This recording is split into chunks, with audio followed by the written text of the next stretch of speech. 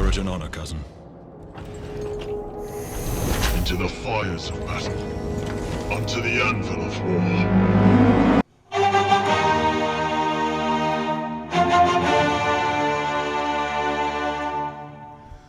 Hello, and welcome to Warhammer 40k's Grim History from the Beyond.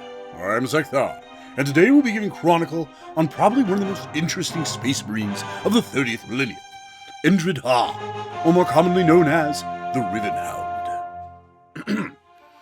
Now, you may ask what makes him so special. Well, he did have a fascinating life, which we will get to here in a minute, but to me what makes him most unique is actually his origins. Now, let's take a trip back in time, all the way to the Unification Wars on Terra. As many of you know, the Emperor did not use Space Marines, well, at least not at the beginning, to subjugate the Earth, aka Terra, to his rule. He used the mighty Thunder Warriors. Now, for those of you who don't know who the Thunder Warriors are, let me briefly explain.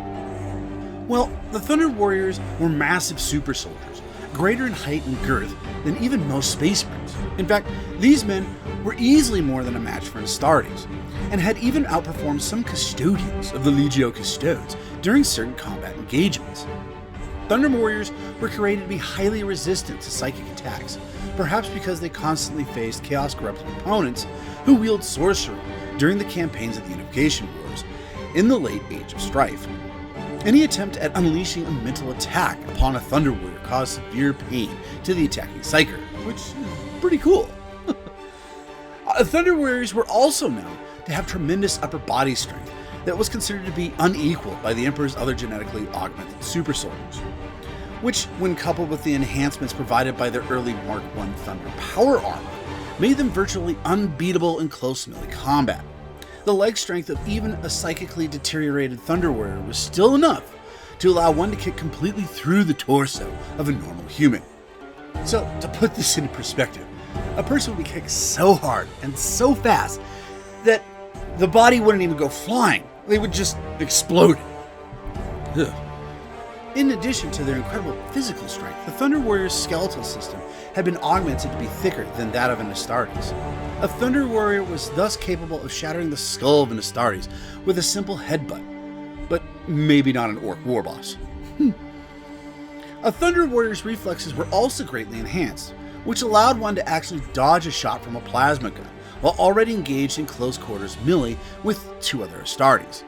Like we said earlier, these guys could go toe-to-toe and outdo the Custodes, the Emperor's finest. But, and I know there's always a but, for all of these incredible physical and martial abilities, the Thunder Warrior's genetic template was notoriously unstable, and they were prone to fits of uncontrollable bloodlust and mental instability, including hallucinations. The Emperor also genetically altered them to have shorter lives, as opposed to Astartes.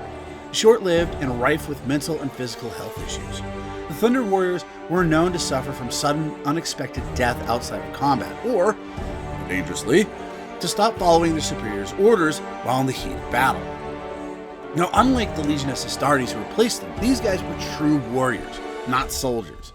And what I mean by that is, they were deeply emotional and relished in the power of savagery they felt during combat. Their full human emotions were not altered, lessened, or expunged from them, as they were in Space Marines and Custodians. And they were known in the Imperial Army and among the Legio Custodes for their often a dry sense of humor. Now, you may ask why I told you about Thunder Wars. Sure, there were Space Marines that date back towards the end of the Unification Wars, such as those famous battle brothers Nathaniel Garrow, Sigismund, or horrid traitors such as Karn and Arimon. What makes this guy, Endryd Haar, so special? Well, what if I told you that Endryd Haar was probably a Thunder Warrior, turned into a Space Marine? I mean, that's pretty weird, right? Of course, you would be a fool not to be skeptical, and thus, I give you some evidence. Now, Haar was part of the first initiate company of the 12th Legion, long before they were known as the War Hounds, or their Primarch Angron was discovered. He was one of the original War Hounds from Sacred Terra, and known to be unusually large for a Space Marine. His records dictate that he originated in the Imperial Gene Works on Terra, suggesting that he had already been altered before becoming a Space Marine. Now, some would say, such as the dare I say mad Fabius Bile, speculated that as the result of his early implementations at the Gene Works on Terra, Haar was the result of a less streamlined process of creating an Astartes. a mongrel, not stamped from the mold like the later generations of Space Marines. Well, that may be true. I think Haar perhaps was part of a project to upgrade Thunder Warriors into Space Marines. Now, it wouldn't shock me if this was the case, but I bet once it worked, it was shut down pretty quick. Why, you may ask? Well, a couple of reasons. First off, Thunder Warriors were exactly what they sounded like. Warriors, full of emotion and a hunger for combat, and they were far harder to control than their successors, the Astartes. The process of becoming a Thunder Warrior was also very detrimental to the psyche of the genetically altered warrior, and caused more than their fair share of warriors to go mad. But mostly I think it was because they were bigger, stronger, and faster than Space Marines, but their lives were short, very short. The Emperor altered their genetics to age them incredibly quickly. The Thunder Warriors were simply created for one purpose and one only, to conquer Earth, after which they would be disposed of, which is what happened. On the final victory, the Thunder Warriors were surrounded and slaughtered by the Custodes. In short, the Thunder Warriors were simply too powerful to mass produce. They would be significantly harder to eliminate after the Emperor conquered the galaxy. As it turns out, the question remains, what would have happened to the Space Marines once the galaxy was conquered and the Golden Throne project was completed? But that's a question for another time. So I think that it was attempted, and the process of transforming a Thunder Warrior to Astartes was doable, but the project was quickly terminated because the Space Marines were the future, and the Emperor wanted to do away with the unpredictable Thunder Warriors. But regardless of what I think, the facts are that Haar himself called Zeckthar, Thunder Warrior rebels who had fought alongside the World Eaters in the Cerberus insurrection, his brothers. Not only that, but during this rebellion, it should be noted that by some of his contemporaries that Haar bested a Thunder Warrior in single combat by breaking his opponent's neck with a single hand. This suggests that Haar had once been a Thunder Warrior, or some kind of hybrid, explaining his extreme strength and speed. His connection to the Thunder Warriors is further reinforced by his Raptor Imperialis tattoo, and his comments that he had dreams of thunder, and he fought alongside the Emperor in the Unification Wars. When the 12th Legion had finally been reunited with their Primarch on New Syria, Haar, unlike most of the loyal warhounds, had refused the vain gesture of unity and had not been implanted with the Butcher's nails.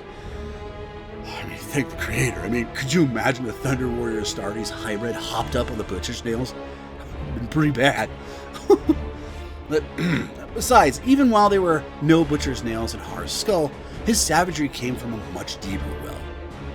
Endryd Haar survived dire wounds and returned time and again from shadowed fates that spelled the doom of all those around him, as if he were being preserved by some unforeseen hand. After the reorganization of the Legion on New Syria, Haar left it behind, fighting secret crusades alongside the Forgotten Dead on the orders of Malcador the Sigillite, the Imperial Regent. These campaigns kept Haar far from the events that took place in the intervening years. But upon his return, he learned that his Primarch and Legion had betrayed the Emperor at the Esvon III atrocity.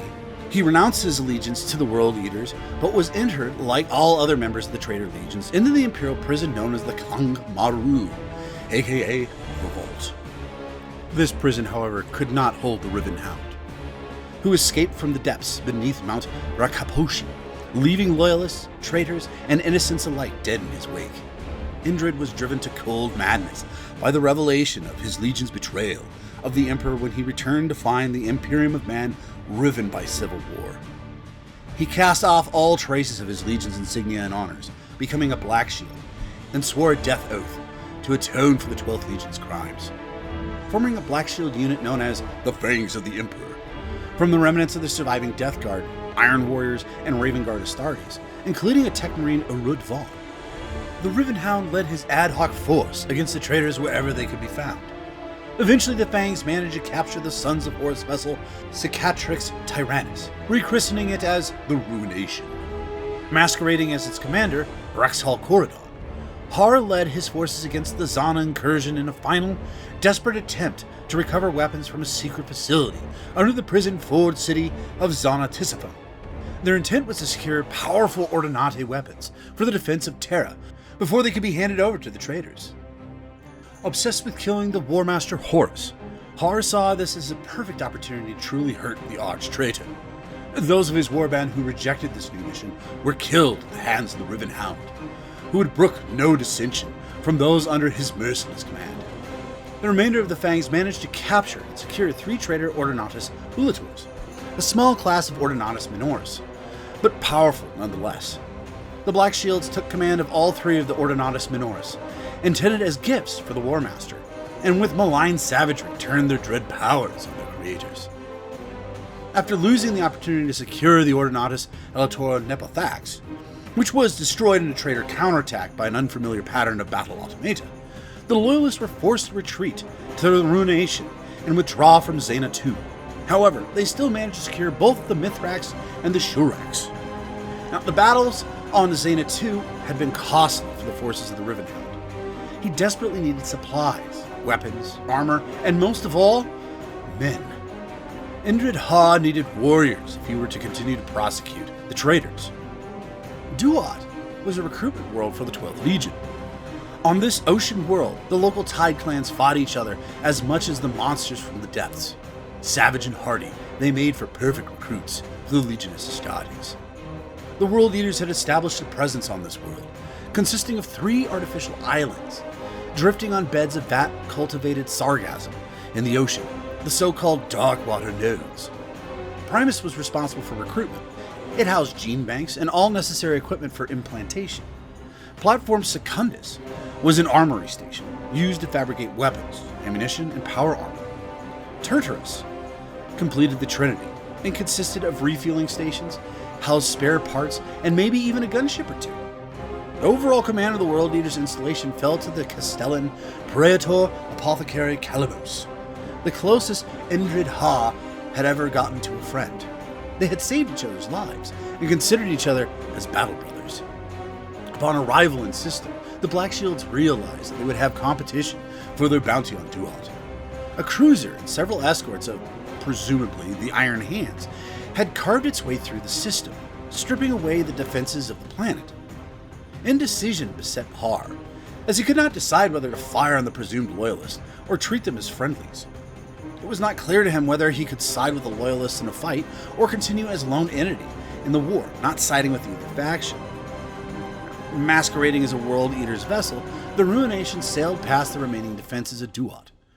3 teams of Black Shields, each one in Thunderhawks, would travel planet-side and secure one of the nodes. Haar led the team that descended on Primus. Forza, an Iron Warrior, led the mission to Secundus, as his intimate knowledge of ammunition was sure to be a boon. A warrior of unknown heritage named Tarnus led the assault on Tartus. Whilst the Riven Hound and his team were greeted by Calibos and the coterie of lasgun-wielding mortals, the other 2 teams assaulted their respective nodes under the protection of signal jammers obtained on Xana 2. Calibos was the sole Astartes left on the planet. This, he explained, was the result of Angron stripping Duat of all other material. Having been abandoned by his Primarch, the Apothecary sought to redeem himself in the eyes of his lord. Ever the loyal hound, he had opted for the nails, even though they affected his actions and concentration. Calibos thought if he could give his legion enough warriors, he would be reinvited amongst the ranks of the legion, instead of being left to rot on this unimportant planet, fighting in a crusade instead of presiding over feral humans that could hardly speak Low Gothic.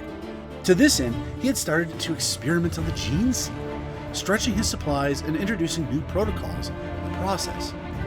He had created faster and stronger Astartes, but many of the neophytes did not survive implantation. That was no problem.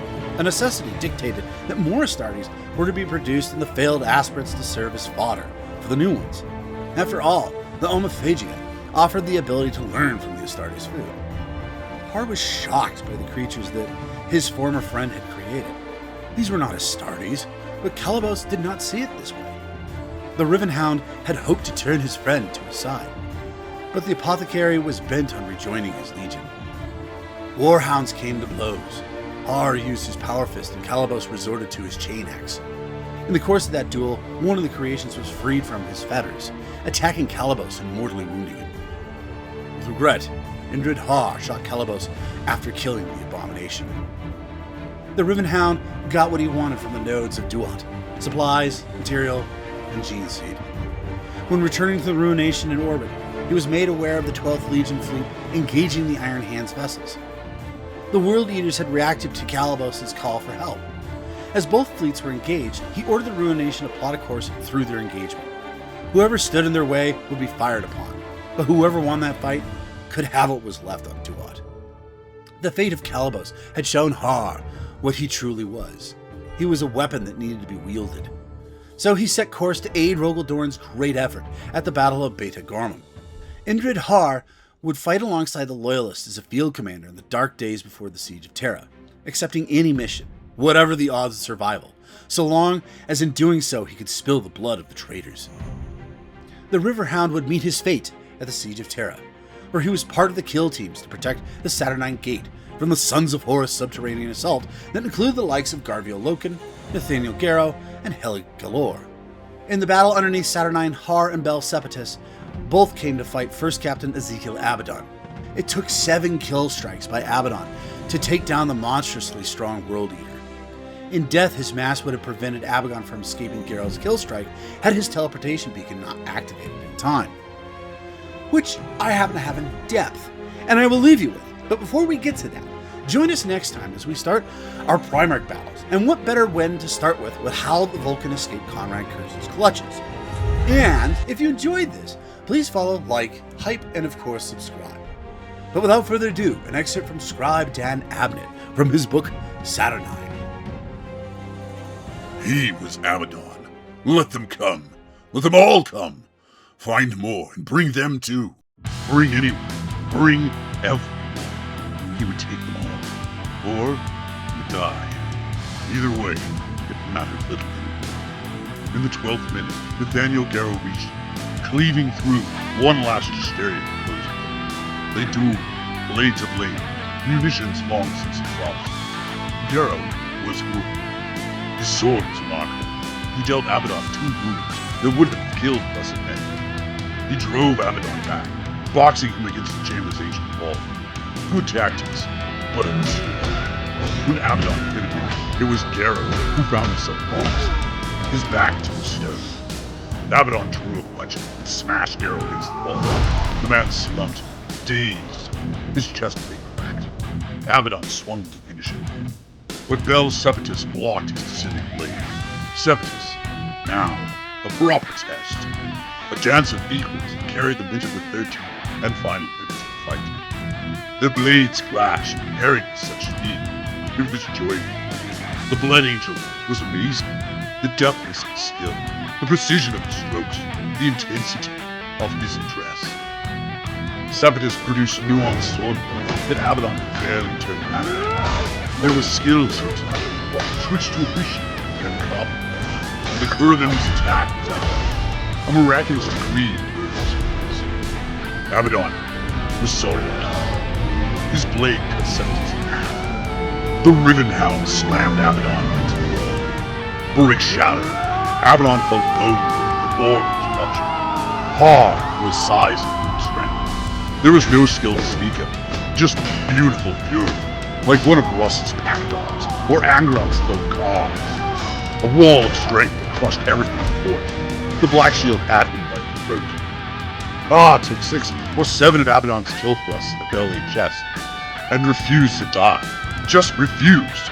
His strength seemed to grow as the blood wept from him. Haar's powerfulness, like a siege ram, hammered at Abaddon's head until his helmet broke and warped, and Abaddon's face was a mess of gold. One more like that. One more, and it's done. But Haar was dead weight, pinned him to the wall. Abaddon's blade had found Haar's throat and slid in, up into the brain, and out through the back of the Riven Hound's head. Abaddon could not move. He could barely see. Endryd Haar's dead mass was slumped against him, crushing him against the wall. Abaddon tried to get free. There wasn't time. Garrow was back on his feet. That sword of his gleaming. Garrow raised it. This was it then. One downward slash from the sword, whose edge cut everything. This was it. Abaddon wanted it to never end. Ever. Ever. The end came anyways. Garrow lowered the Libertas.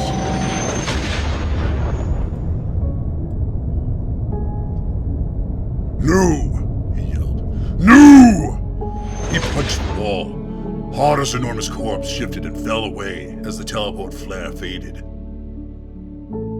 My lord. My lord. They carried him to the Aristor seats and tried to peel the bloody visor of his helm away without taking his face with it. All the other seats in the mantolith's compartment were empty. We tried. The grid. We had to reposition the termite, the filing grid again. It took time. I am sorry. Abaddon murmured something. What is he saying? The Magos asked. They are returning. One of the others told Abaddon eagerly. Full rate. The motivators are running. We are exiting the vault, Lord. Ahead of the enemy's attempt to seal it. The Medicae will be waiting for you. Abaddon's mouth stirred again. My lord. The Magos asked, leaning in to hear. Let me go back. Let me go back. Well, have a great day, folks. And this is Zeckthar, signing off.